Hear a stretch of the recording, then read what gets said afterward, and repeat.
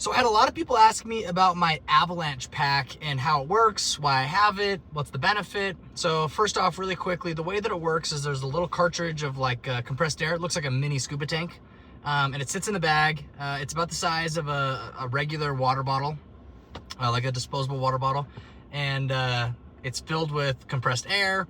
And when you pull the tab, the compressed air gets released into the bag and the bag inflates. So that's kind of how it works. The reason I actually pulled it, the test pull, is because at the beginning of every season, you know, over the off season, it naturally, the compressed air kind of depletes and goes down. I think it leaks. I think it's just like a natural thing. And so it's actually supposed to inflate much, much faster. So I pulled it, released all the air, made sure that there wasn't any holes in the bag, no critters had gotten into it and, you know, chewed through it or anything like that. And then I went and refilled the canister. So now I know that my bag is properly packed, and I know that the canister is full of air, so that if I do get into an avalanche and I pull my ripcord, boom, this shoots out and it saves my life. Now, there's a couple different reasons or benefits to having that pack. The first is if you get into an avalanche and you pull it, it helps you float. So you stay on top of the avalanche. The second reason is if you get buried just a little bit in that avalanche, you didn't float all the way, then it makes it so you're more easily found, right? It's big, it's massive balloon that's neon orange, right? So obviously, you're easier to find.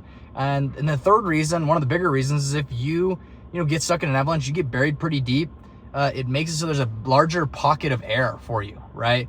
Not that there's more oxygen down there when you have a bigger space, but it's room for you to be able to move around. Being stuck underneath an avalanche, I can only imagine, is one of the most claustrophobic experiences ever. I've been stuck underneath my snowmobile, so I wasn't buried, in an avalanche, but I was stuck under my snowmobile, kind of unable to breathe, and I had a panic attack because I was claustrophobic. I couldn't breathe. I was starting to hyperventilate and I couldn't move. And the snow is heavy, right? So you can't, it's not like you can like dig yourself out. So, they say that you have about 30 minutes being fully buried in an avalanche before you start to have like brain damage because of lack of oxygen and temperature and stuff. But apparently the airbag or the parachute, the avalanche chute, it actually extends that time a little bit. I personally would never want to be stuck in an avalanche. I would never want to be stuck in an avalanche for more than 30 minutes.